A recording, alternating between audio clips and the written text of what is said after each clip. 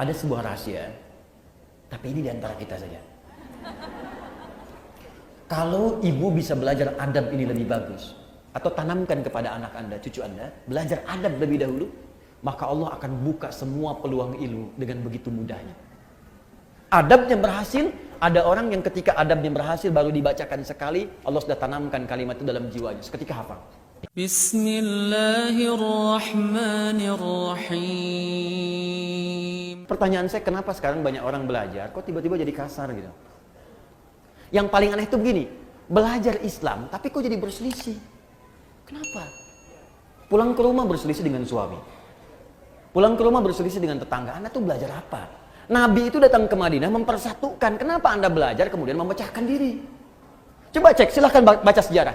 Nabi di Mekah menyatukan. Datang ke Madinah mempersaudarakan Aus dengan Khazraj. Ini Anda belajar tiba-tiba pulang jadi memecah. Pasti ada yang salah. Akhlaknya kemana?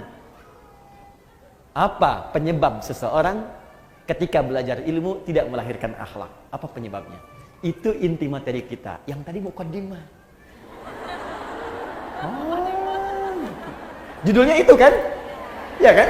Ah, ini judulnya. Sebab kalau nggak saya kasih pengantar, ibu nggak akan paham apa maksud pembahasan ini. Jelas ya? Jadi yang tadi apa? Muqaddimah. Nggak apa-apa. Sampai jam berapa kita? 12. Oh ya, baik ya. Ya boleh. Silakan sampai jam 12, saya jam 10 pulang. Mau itikaf sampai jam 12. Ya. Sambil dibantu ya, kita kumpul beramal soleh insyaallah ya. Kumpul beramal soleh. Kemudian saya dengar ada penggalangan dana juga ya untuk Pekanbaru ya, Riau dan sekitarannya yang terkena kabut asap. Silakan ke amal soleh, dan tidak setiap keadaan demikian. Nanti saya juga akan ikutan insyaallah. Insyaallah akan ikutan. Tapi simpan dulu supaya kita bisa fokus untuk belajar dulu ya. Baik, fokus ini. Satu penyebabnya. Saya akan cepat saja, paling cuma 2 atau 3 poin saja. Ya, 1 poin setengah jam. Satu. Sudah?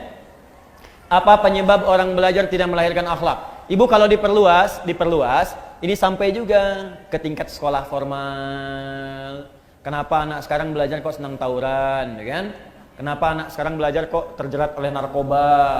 Ya, kenapa anak sekarang belajar kok senang kemudian macam-macam lah yang kira-kira keluar dari norma-norma akhlak. Bahkan yang paling aneh itu begini, kenapa puncak pembelajar kok jadi menyimpang? Tinggi-tinggi belajar S1, S2, kan sekolah di Indonesia S semua. SD, SMP, SMA, S1, S2, S3. S-nya kan banyak tuh sampai dingin kan? Kenapa setelah dia dapat pekerjaan jadi menyimpang? Ilmunya tinggi. Apa ibu kira yang ditangkap KPK itu pangkatnya rendah semua? Tinggi. Yang doktor ada, yang profesor ada, itu tinggi-tinggi belajar. Ngapain tinggi-tinggi kalau hanya ujung-ujungnya itu kemudian pesantren? Ya. Pesantren perubahan akhlak gitu kan? Ya kenapa Anda usaha tinggi-tinggi, sekolah tinggi-tinggi kalau ujung-ujungnya hanya untuk berbuat maksiat? Tangan orang taat, orang sholat itu mustahil berbuat maksiat. Telunjuk kita kan dipakai tahiyat, Bu. At-tahiyatu lillah, at-tahiyatul mubarakatuh, salawatut thayyibatu lillah. Mau pakai 1, 2 dari 7 versi bebas. Yang penting ketika tahiyat, ini jari telunjuk itu nunjuk. Makanya jari ini kalau dipakai sholat gak akan maksiat. Akan maksiat. Yang gampang-gampang bikin status yang jelek kan pakai jari. Kalau gitu saya pakai ini aja nanti besok. Pakai jari. Nulis, angkat telepon, pakai jari itu ngangkat. Makanya jari orang sholat nggak akan berbuat maksiat, mustahil berbuat maksiat. Cek suami ibu pulang ke rumah, kalau membawa sesuatu yang maksiat yang salah, tanyakan, papa sholat nggak? Sholat mah, kan mama lihat. Pak, tangan orang sholat mustahil berbuat maksiat. Tapi tawarannya tinggi mah, mustahil. Gimana kalau ditawarin 9 miliar? Katakan, Pak, tangan orang tahiyat tidak akan pernah berbuat maksiat. Gimana kalau 900 miliar? Nanti mama istihara dulu.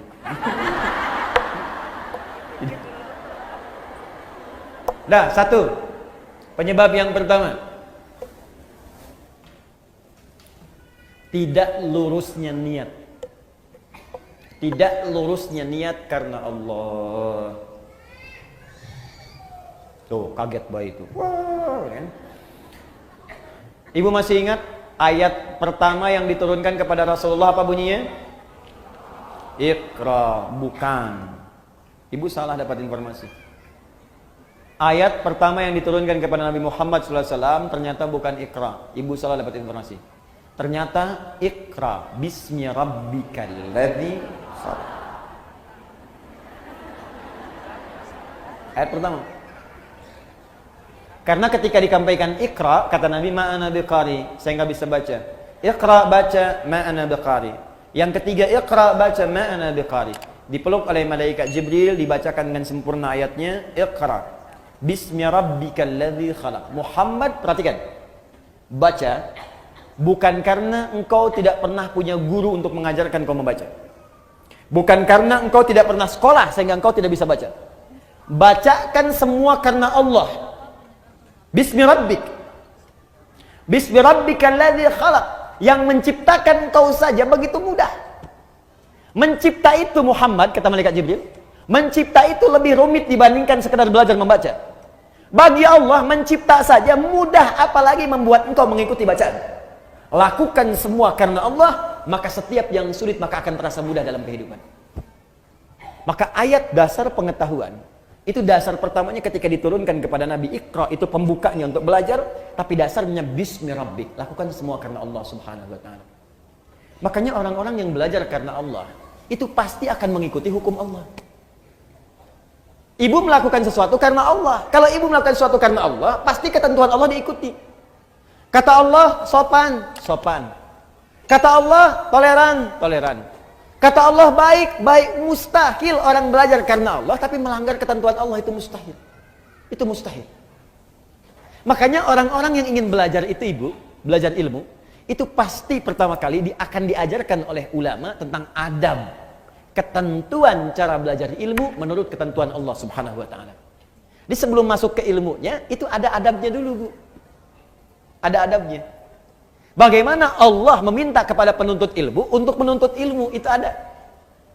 Ibu kenal Imam An-Nawawi? Ya, bagus. Kenal di mana, Bu? Masya Allah. Hanya edisi kali ini ada yang kenal Imam An-Nawawi. Tapi lumayan ada penurunan ya. Dulu kan Utsman kenal ya. Terus saya di Sukabumi ada yang kenal Firaun. Luar biasa. Hebat lah Sukabumi, hubud dunia. Sukabumi hubud dunia. Jadi kalau diterjemahkan ke dalam bahasa Arab, hubud dunia. Suka itu hubun, bumi itu dunia. Sukabumi, hubud dunia. Lihat sini. Fokus baik-baik. Ibu Imam An-Nawawi itu yang menulis kitab Al-Arba'in. 42 hadis. Menulis kitab Riyadhus Shalihin 1896 hadis. Syarah Muslim 9 jilid. Imam An-Nawawi. Tapi tahukah ibu, sebelum beliau menulis semua itu, beliau menulis sebuah kitab namanya At-Tibyan fi Adab Hamalatil Quran. Disingkat dengan nama At-Tibyan. Itulah dia nama kitabnya. Itu terjemahan anak kecilnya. At-Tibyan. Lihat. At-Tibyan. Boleh ibu searching di Google misalnya. Ya. Ya di Google ibu carilah kitab-kitab, kan? Cari ya. Sudah? Ibu cari At-Tibyan, boleh pakai Latin, tulis boleh At-Tibyan An-Nawawi, nanti keluar. Sekarang gratis, Bu. Ayo sebagian pulsanya pakai untuk akhiratnya. Download buku-buku baik-baik. Nah, di kitab ini itu berisi bagaimana kita belajar adab sesuai ketentuan Allah sebelum belajar ilmu. Makanya ada perkataan ulama begini, adab qoblal ilmi, adab dulu sebelum ilmunya. Karena khawatir kalau nggak belajar adab nanti mengambil ilmu mempraktekannya tanpa adab. Itu yang dikhawatirkan. Belajar adab dulu, adab. Di sini nanti ibu akan ditunjukkan bagaimana cara beradab dengan baik sebelum belajar. Contoh, maaf Bu ya. Ibu akan ditunjukkan cara memilih guru bagaimana sebelum berangkat. Supaya ibu ketika belajar dari guru itu mendapatkan selain ilmunya juga adabnya. Sopannya, baiknya, lemah lembutnya, perhatiannya. Bagaimana ibu mencari guru yang ketika dia mengajar Anda di siang hari, malamnya dia berdoa untuk Anda. Ada.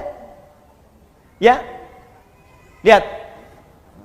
Wala yuta'allamu illa mimman kamulat ahliyatuhu. Kata Imam An-Nawawi, tidaklah seorang penuntut ilmu itu akan belajar kecuali sebelum belajar dia akan melihat dulu siapa guru yang akan dia belajar kepadanya. Satu, kamulat ahliyatuhu. Dia akan petakkan guru yang sesuai dengan spesialisasinya. Tidak semua ustadz menguasai semua hal. Ibu ingin belajar tafsir, cari ustadz ahli tafsir siapa. Ibu ingin belajar fikih, cari ustadz ahli fikih siapa.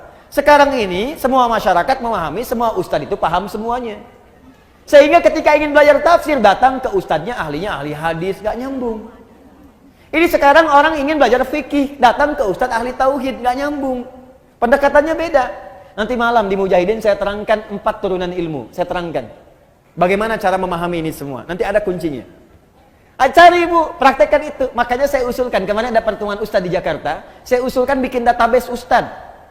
Database. Sehingga masyarakat itu gampang. Ketika ingin belajar, tinggal buka database dia, klik tafsir, maka keluarlah ustadz-ustadz ahli tafsir. Lalu dibuat kemudian aplikasi pengajiannya.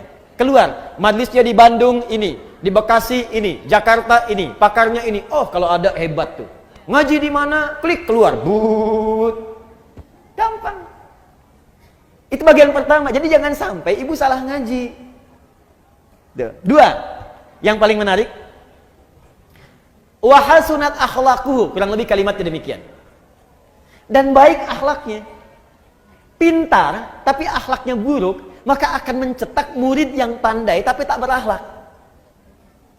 Gurunya pintar memang, Al-Quran hafal, hadis hafal dengan nomornya, tapi juga sering mengajarkan tata adab yang tidak bagus. Mencela juga rajin.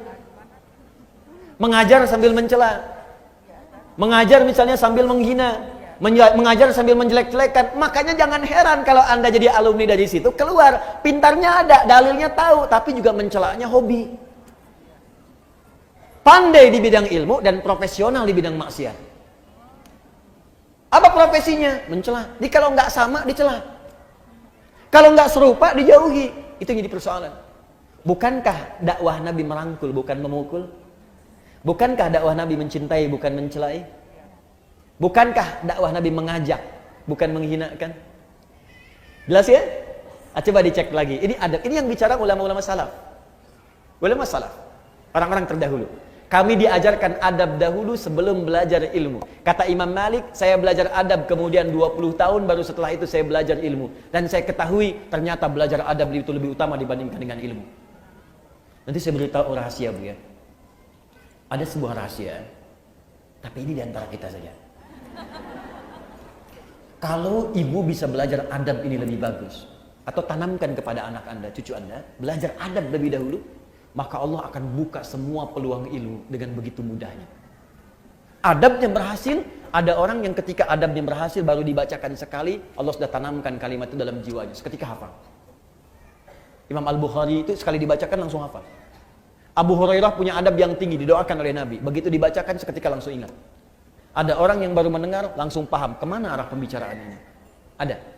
Apa rahasianya? Yuk, adab yang kedua. Satu tadi lurusnya niat, dalilnya sudah ada. Makanya Nabi menekankan di Al-Bukhari nomor hadis yang pertama, innamal a'malu bin niat. Amal itu bergantung kepada niatnya. Maka ibu tolong luruskan niat, Bu. Anaknya kalau sekolah diniatkan diluruskan niatnya karena Allah. Ibu saya tanya, anak disekolahkan supaya pintar apa supaya Allah ridha? Ridha. Benar. Supaya pintar apa supaya Allah ridha? Tuh kan mulai nambah, pintar dan Allah ridha. Coba dilihat lagi. Kalau ibu ingin Allah ridha, ibu pasti akan mencari sekolah yang mendatangkan keridhaan Allah. Coba, ibu pengen Allah ridha. Allah ridha dengan orang yang soleh. Allah ridha ketika hambanya tidak meninggalkan sholat. Nah, ibu sekolahkan anak di tempat yang tidak mengajarkan sholat. Ya gimana? Ya wajar kalau pulang dia nggak bisa sholat. Ya wajar kalau dia pulang ibunya capek teriak-teriak, sholat dulu. Nah, asarnya, mama gimana sih? Tadi barusan duhur, sekarang udah asar lagi. Coba cek. Maka cari yang pintar dan Allah ridha. Sekarang banyak, Bu, sekolah-sekolah yang membuat murid pintar dan Allah ridha. Dan sekarang Masya Allah kampus-kampus bahkan membuka beasiswa bagi para penghafal Quran. Kampus umum loh, membuka beasiswa bagi para penghafal Quran. Bahkan sekarang di kepolisian, di tentara, di pekerjaan-pekerjaan umum, itu penghafal Quran dapat prioritas. Tiba-tiba ada orang liberal mengatakan, ini diskriminatif ini. Disimati bagaimana? Kan pembukaannya umum. Orang yang hafal kitab sucinya dapat beasiswa. Ya kalau Anda pengen dapat beasiswa, hafalkan kitab sucinya. Silakan.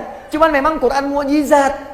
Untuk menunjukkan Quran itu firman Allah, bukan buatan manusia. Makanya gampang dihafal.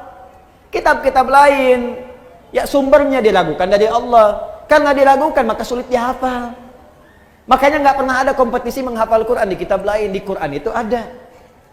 Ingat, saya nunjuk Quran, saya nggak beri contoh langsung. Kalau saya contohkan langsung, pulang sini tersangka saya. Tidak, kita ingin menunjuk pelajaran kita di sini. Jelas ya? Paham? 2. Saya cepat. Nanti saya berhenti 5 menit lagi supaya kita bisa diskusi. Kedua, adab yang kedua, bagaimana seseorang dia bisa mendapatkan ilmu yang baik si Allah Subhanahu wa taala sesuai dengan adabnya dan akhlaknya. Maka dia menjaga hubungan dengan Allah Subhanahu wa ta'ala. Yang pertama meniatkan karena Allah, yang kedua menjaga hubungan dengan Allah Subhanahu wa ta'ala. Titik 2. Dengan meningkatkan takwa. Ini rahasianya. Dengan meningkatkan takwa. Dalil Bu, dalilnya. Pakai dalil ya, supaya kuat. Quran surah kedua Al-Baqarah. Quran surah kedua. Akhir ayat 282. Ibu lihat ke akhirnya saja. Akhir ayat 282. Paling kiri sebelah bawah di mushaf. Akhir ayat 282. Sudah? Perhatikan ayatnya, langsung ke ujungnya, langsung ke bawah. Kalau dari atas, ya ayyuhalladzina amanu idza tadayantum bidain, lihat ke bawah paling ujung. Wattaqullah wa yu'allimukumullah. Ada? Wattaqullah, tingkatkanlah takwamu kepada Allah. Wa yu'allimukumullah, maka dengan peningkatan takwa itu Allah akan mengajarkan kepadamu kemudahan dan tambahan pengetahuan. Jadi ternyata peningkatan takwa itu selaras dengan peningkatan pengetahuan. Orang yang meningkatkan takwanya semakin tinggi, semakin mudah dia mendapatkan tambahan pengetahuan dari Allah. Nah ibu sekalian, karena itu, ini rahasia yang ingin saya sampaikan. Ulama-ulama dahulu dan orang-orang pintar terdahulu, itu sebelum belajar ilmu, mereka kemudian meningkatkan takwa terlebih dahulu kepada Allah. Takwa dulu Bu. Nanti saya contohkan orang-orangnya. Nah sekarang kalau ibu tanya, Ustadz, bagaimana cara meningkatkan takwa kepada Allah? Kalimat takwa dalam Quran itu derivasinya disebutkan 115 kali. Ada 115 kali. Dari 115 kali penyebutan ini, puncak paling tingginya itu dua. Satu, jenisnya ada 2. Satu, ibadah ritual. Ibadah ritual, salat itu bagian dari takwa. Dzalikal kitabul la raiba fi hudalil muttaqin. Muttaqin orang takwa. Siapa muttaqin orang takwa ini? Ayat 3-nya. Alladzina yu'minuna bil ghaib wa yuqimunas shalat. Karena itu, kalau anak ibu ingin dimudahkan pengetahuan oleh Allah, Allah yang punya ilmu, Allah yang punya pengetahuan, Allah yang punya wawasan segalanya, semua tidak luput dari Allah. Ya, perhatikan, wa huwa ala kulli syai'in qadir, wa huwa bikulli syai'in alim. Semua Allah tahu. Kalau ingin diberikan oleh Allah pengetahuan itu, maka dekati Allah pemiliknya. Bagaimana caranya? Salat. Tingkatkan salatnya. Maka anak ibu jaga betul disiplin salat. Kalau perlu tambah Bu, tahajud. Ini saya sebelum ke sini, saya pamit pada anak saya. Terus sedang ikut program tahajud di sekolahnya. Sekarang bagus di anak-anak SD nih. Kelas 1 SD ya, itu sudah dibawa ke masjid. Terus ada mabit, diberikan malam bimbingan iman dan takwa. Ya anak-anak latihan supaya dilatih, supaya terus dibawa dalam kehidupannya, anak-anak ini. Masya Allah, itu anak-anak kecil Bu. Ya, yang kecil-kecil 6 tahun, 7 tahun. Itu saya datang ke situ sedang pada tidur, terlelap. Bilang, Masya Allah, nih anak-anak nih. Saya udah dewasa banyak maksiat, kalian kecil-kecil ini bangun malam. Mau latihan untuk mendekat kepada Allah, padahal belum tentu balik. Ibu bayangkan, anak belum balik, sudah berlatih untuk bangun malam. Kita yang sudah balik, makan dikalahkan oleh kantuk untuk bangun malam. Tapi cita-citanya surga Bu, Firdaus lagi. Tuh. Aduh. Latihan. Karena itu Nabi meminta kepada para orang tua, anak dari kecil itu diajari sholat. Masih ingat nasihat Nabi? Jika anak usia 7 tahun ajari mereka sholat. Usia dia 10 tahun menjelang balik tidak mau sholat, maka berikan pelajaran yang membuat dia mengerti. Berikan pelajaran. Kenapa Nabi meminta anak sholat? Karena ada korelasi antara sholat dengan kepintaran seorang anak. Dan kebaikan seorang anak. Jadi kalau anak dari kecil sudah rajin sholat, demi Allah Bu, catat kalimat saya ini. Kalau anak diajari sholat dengan benar dari kecilnya, maka anak itu dewasa akan tumbuh menjadi anak yang baik dan pintar. Itu sudah rumus. Ibu cek ya, Al-Kindi, Al-Ghazali, Al-Farabi, ya, Ibnu Sina, Al-Khawarizmi, Al-Battani, itu semua ulama-ulama ini dari kecil sebelum mereka belajar pengetahuan dididik oleh orang tuanya sholat. Kedua, Al-Quran. Al-Quran masih ritual hubungan kita dengan Allah. Ibu saya kasih saran Bu ya, di mumpung saya lihat ada anak-anak yang tadi kecil bersuara macam-macam atau ibu sendiri, saya sarankan begini, mumpung masih ada waktu, ibu dekati Al-Quran dan dekatkan anak-anak itu dengan Al-Quran. Sudah ada penemuan sekarang dan itu sudah dibuktikan dengan sangat jelas bahwa orang yang hafal Quran khususnya atau dekat dengan Al-Quran, itu Allah akan tingkatkan tingkat kecerdasannya. Kalau hafal dengan benar, itu minimal 3 kali lipat. Ada korelasi antara peningkatan kecerdasan dengan hafalan Quran. Saya lompat sedikit ya, nanti kita ada hafalan akbar nih, insya Allah. Ya kami sekarang sedang ada program menghafal Quran 30 juz 30 hari. Ya, Alhamdulillah itu tempatnya sekarang masih di Bekasi, kedua di Lampung, di Bandung mungkin dalam waktu dekat. Itu udah di Bekasi sudah ada tempatnya, akhwat sudah ada sendiri. Ada yang hafal kemarin 24 hari, 25 hari, 30 juz, bukan juz 30. Ya, 30 juz. Ada yang 24 hari, 25 hari, ada yang 30 hari. Dididik dan terjadi perubahan, Bu. Perubahan. Nah, saya berikan kalau Ibu belum sempat gini. Sebentar, pelan-pelan. Ibu cari murattal 30 juz. Misal dengan speaker aktif atau yang lain. Ibu putar aja di rumah 24 jam. Simpan di ruangan yang strategis. Di ruang tengah, di kamar tidur. Saya biasanya di rumah itu di speaker aktif ada sesuai dengan tempat lah. Di setiap kamar kami simpan speaker aktif. Quran 24 jam aja putar. Di ruangan tengah ada di situ. Jadi tiap hari yang terdengar Quran. Tiap hari. Itu suasananya beda, Bu. Akan lain suasananya, beda. Nah, untuk anak-anak kecil, ini ada rumus langsung disebutkan oleh pakar Quran. Kalau dia baru terlahir, di usia setiap bulannya, maka putarkan Al-Quran setiap juz setiap bulan. Berurut. 1 bulan 1 juz. A month, 1 juz. 1 bulan 1 juz. Berurut, Bu ya, urut. Misal, bulan pertama dia lahir 30 hari misalnya Al-Baqarah aja. Bulan kedua Ali Imran. Bulan ketiga terus sampai ke An-Nisa terus. Ya, misal itu bukan surat, maaf, juz. Juz 1 Al-Fatihah sampai 141. Juz 2 142 sampai 253. Juz ketiga ya 253 sampai dengan Ali Imran ayat ke-92. Terus juz 1, juz 2, juz 3 sampai juz 30. Jadi begitu anak itu usia 30 bulan, dia sudah mendengar 30 juz. Dan bayi itu fungsi pertamanya pada pendengarannya, bukan pada penglihatannya. Ketika usia 30 bulan artinya 2 tahun setengah. 24 bulan 2 tahun, 6 bulannya setengah, 2 tahun setengah dia sudah mulai bisa bicara. Dan dia sudah menghimpun di memorinya 30 juz Al-Quran. Anak itu, ini sepakat para pakar Quran, hanya tinggal diajarkan menghafal Quran 6 bulan, hafal Quran 30 juz. Di 3 tahun anak itu sudah hafal 30 juz. Itu yang dilakukan oleh orang tuanya Fajar dulu. Begitu dikasih ASI, bacakan. Ternyata saat dia bisa bicara 3 tahun, yang keluar di mulutnya Quran. Dicek, panggil guru dicek, Allahu Akbar. Ternyata dicek, 4 tahun sudah hafal Quran 30 juz. Awal sampai akhir. Nah, ibu bisa praktek seperti itu. Nah, nanti antara hafalan Quran, karena Quran itu punya kurang lebih 52.000 kosakata. Penelitian menunjukkan orang yang banyak hafal kosakata itu akan berpengaruh pada wawasan. Dan karena dilatih cepat menangkap pengetahuan, dilatih cepat menangkap informasi, Quran itu kan paling dahsyat, Bu. Kami sekarang sedang punya proyek itu meng-MRI otak penghafal Quran. Ya, bagaimana cara dia menghafal dengan mengeluarkan Qurannya. Kan kalau yang biasa-biasa ditanya, gini misalnya, Ibu kemarin jam 5 sore ada di mana? Berpikir dulu kan? Pikir dulu baru keluar. Penghafal Quran tidak. Teruskan. Qul huwallahu sepersekian detik. Bagaimana bisa mengeluarkan informasi itu di dalam bagian otak kita sehingga sepersekian detik bisa keluar.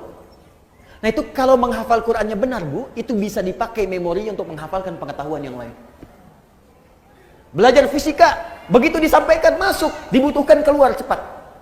Biologi, dihafalkan masuk, keluar cepat. Makanya orang dulu, orang Islam dulu, itu walaupun mereka ahli biologi, matematika, bahkan kedokteran, itu rata-rata semua penghafal Quran. Ibu buka ya, ada kitab namanya Bidayatul Mujtahid. Sekarang banyak digandrungi, kitab fikih. Fikih perbandingan. Bidayatul Mujtahid ini Bu, itu tentang fikih perbandingan, tapi yang nulis dokter bedah. Dokter bedah, dokter spesialisasi bedah, hafal Quran. Dari hafal Quran ini belajar fikih. Hafal Quran, hafal fikih, kedokteran. Ibnu Sina, hafal Quran, hafal hadis, hafal tafsir, kedokteran.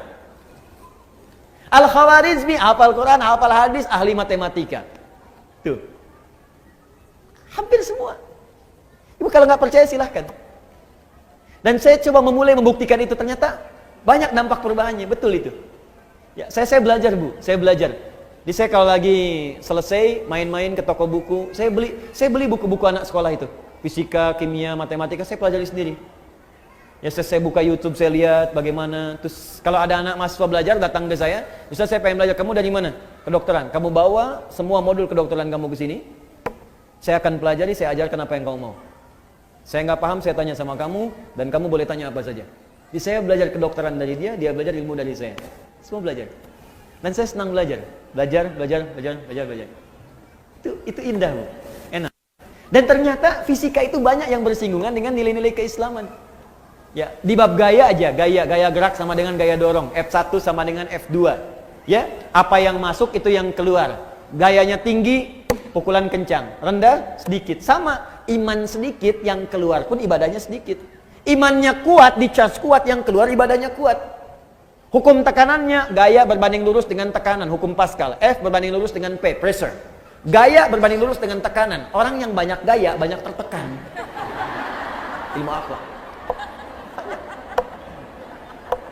Jarak S sama dengan V kali T. Jarak S sama dengan V kali T. Kecepatan dikalikan dengan waktu. Mencari V, S dibagi T. Banyak. Jarak ke pengajian itu berapa? V kecepatan, T waktu. Orang yang menghargai waktu pasti akan cepat-cepat datang ke pengajian. Takut terlambat. Mulai jam berapa sih di TSM? Jam 8, maka dia ukur jaraknya. Dia percepat kemudian kecepatannya. Sampai jam 7 itikaf, ada yang dari subuh. Macam-macam. Korelasinya tinggi. Nah, sekarang anak fisika itu belajar untuk ujian saja. Anak sekolah belajar hanya untuk ujian. Makanya ilmunya nggak dipakai dalam kehidupan. Itu almarhum yang Habib itu. Itu kan rajin baca Qur'annya, sholatnya rajin. Ya. Masya Allah. Itu dan kepakai ilmunya gitu. Dan sekarang pun masih dikenal. Jelas ya? Terakhir, tutup yang ketiga. Satu masih ingat tadi? Jaga keikhlasan. Yang kedua, dekati Allah dengan takwa, kan? Yang ketiga, maaf, dalil tentang takwa, satu lagi, dalil tentang takwa, dalil yang paling kuat nanti Quran surah ke-5 ayat 35. Quran surah 5 Al-Maidah ayat 35, paling kanan sebelah bawah. Quran surah 5 ayat 35. Paling kanan sebelah bawah di mushaf, ya ayyuhalladzina amanu taqullaha wabtaghu ilaihil wasilah. Hai orang-orang beriman, tingkatkan takwamu kepada Allah dan cari wasilah untuk mewujudkan keinginanmu dengan takwa itu. Maksudnya begini. Tadi jenis takwa salat, maka ibu dalam sujud minta kepada Allah keinginannya apa? Ya Allah, jadikan anak saya ya Allah pintar dan berkah. Minta dalam sujud. Terus baca Quran bagian dari takwa. Ibu setelah selesai baca Quran, jangan cukupkan dengan kalimat tahmid, alhamdulillah, atau tasdik, shadaqallah. Jangan cukupkan sampai situ. Selesai baca Quran, ibu berdoa. Ya Allah, anugerahkan kami syafaat dengan Quran ini. Ya Allah, perbaiki akhlak saya ya Allah dengan keberkahan Quran ini. Ya Allah, cerdaskan akhlak anak saya ya Allah dengan cahaya Al-Quran ini. Minta. Itu cepat dikabulkan. Saya lihat sekarang banyak orang baca Quran itu cuma selesai aja. Baca shadaqallahul azim, tasdik, selesai, sudah. Enggak, berdoa dulu. Berdoa. Nah, amalan terakhir yang ketiga, rajin bersedekah. Rajin bersedekah.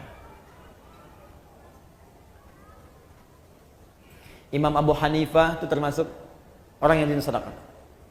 Gak usah jauh-jauh Bu, Rasulullah Sallallahu Alaihi Wasallam, Masya Allah, itu kalau sedang mengajar juga demikian, rajin sedekah. Nabi itu bisa ribuan kali umrah, tapi dalam hidupnya hanya sekitar 3-4 kali saja. Ya, bisa berkali-kali haji, tapi tidak semua setiap musim haji datang. Apa yang beliau lakukan? Ternyata diantaranya mengajar para duta-duta mahasiswa yang datang dari luar. Abu Hurairah, Salman Al-Farisi, sahabat yang lain. Tinggal siapa yang ngasuh, yang biayai? Nabi. Di mana? Di sisi Masjid Nabawi. Ada supah namanya. Kalau ibu dekat Raudhah, sekarang wilayah Raudhah dengan yang masjid awal itu karpetnya hijau. Jadi kalau ibu nanti umrah di bulan-bulan ini atau ke depan, nanti kalau ibu ingin ke Raudhah, itu sekarang Raudhah karpetnya hijau dan sekitarannya sama karpetnya hijau. Itu yang karpet hijau itu wilayah asli masjid pada waktu dulu. Aslinya segitu. Masjid Nabawi sekarang itu Madinah tempo dulu. Madinah itu cuma segitu luasnya. Ya, di luar itu bukan Madinah. Nah, asli masjidnya itu yang karpet hijau. Nah, di sebelah arah dekat ke arah makam Nabi, kalau makam Nabi dekat ke arah Baqi, sisi dekat situ ada yang disebut Sufah namanya. Sufah, Ahlus Sufah. Di Sufah itu ada para sahabat yang khusus untuk belajar ilmu saja kepada Nabi. Abu Hurairah radhiyallahu taala anhu, ya, ada Salman Al-Farisi, termasuk Ali bin Abi Thalib, Ibnu Abbas, Ibnu Umar, belajar aja. Itu yang biayai Nabi. Yang nggak ada bekal, Nabi kasih makanan, ya, kasih kemudahan dan sebagainya. Nabi itu. Dan Masya Allah ilmunya berkah. Makanya saya diajari oleh guru kami, itu setidaknya kalau belum bisa memberikan sesuatu kepada murid, saya datang pada guru saya bertanya, Syekh berikan saya nasihat. Adinda, ya bunayya anakku, siang engkau belajar, malam engkau dekati pada yang memiliki pengetahuan. Maka mintalah kepada Allah agar ilmu yang engkau ajarkan itu meresap ke dalam jiwa-jiwa setiap murid yang belajar. Yang kedua, engkau doakan mereka. Dalam setiap malam engkau mengajar. Dan itu saya praktekkan. Pagi, siang saya mengajar, malam bangun, kita bayangkan lagi ngajar di mana, kita minta sama Allah, ya Allah, sayangi setiap orang-orang yang belajar, ya Allah berkahi ilmunya, ya Allah lapangkan kehidupan mereka, ya Allah mudahkan mereka, ya Allah pertemukan kami di surga, ya Allah himpun dengan keluarga, ya Allah jauhkan mereka dari maksiat, minta gitu. Itu dampaknya besar, tinggi dampaknya. Ada guru-guru yang lebih hebat lagi, Imam Abu Hanifah, itu sampai sedekah ke muridnya dan sebagainya, dan itu berkah kemudian. Nah sekarang dibalik Bu, ibu juga sama. Ada murid-murid yang ketika dia kemudian belajar, itu banyak di antara mereka yang mempraktekkan sedekah. Ada Syekh Nawawi Al-Bantani Bu, Syekh Nawawi, beliau ini setiap akan belajar itu bersedekah. Di atas namakan gurunya dengan niat tidak ingin mengetahui aib gurunya. Di Imam Nawawi kalau mau datang kepada Syekh untuk talaqi itu sedekah dulu. Begitu sedekah, beliau niatkan kepada fakir miskin, kepada orang lain. Dia niatkan, begitu diniatkan, ya Allah, saya niatkan sedekah ini, dengan niat ini saya tidak ingin mengetahui aib guru saya sedikit pun. Makanya berkah sampai sekarang. Termasuk di antara imam besar Syekh Nawawi Al-Bantani, di antara guru yang tidak pernah mengetahui aib guru-gurunya. Makanya yang didapatkan ilmu aja, ilmu. Masya Allah. Ya ibu silakan. Ya misalnya kan ibu ada kewajiban zakat, keluarkan, kalau itu wajib. Ada infak itu ibu niatkan atas keinginan yang ibu dapatkan. Kalau pahala jelas, ibu ikhlas pahala dapat.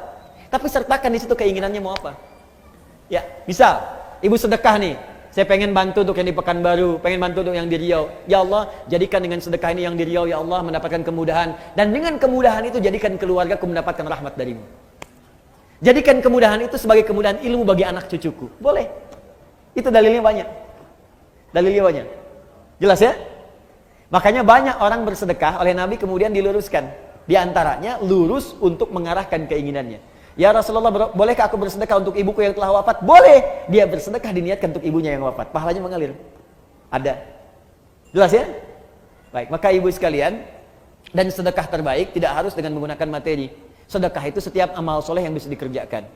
Berdoa, saya doakan ibu, ibu pun doakan saya. Murid doakan guru, guru doakan murid, itu sedekah yang paling bagus. Malam-malam tanpa harus tahu, ibu nggak usah SMS saya, Ustaz saya doakan nanti, ya nggak usah. Ibu doain aja. Ya Allah ampuni dosa Adi Hidayat, ya Allah ampuni dosanya, ampuni dosa keluarga. Itu aja, saya nggak minta apapun, itu aja. Nanti insya Allah keberkahan Allah turunkan, langsung Allah yang berikan. Mungkin tidak harus dari saya, mungkin dari guru-guru yang lain. Jelas?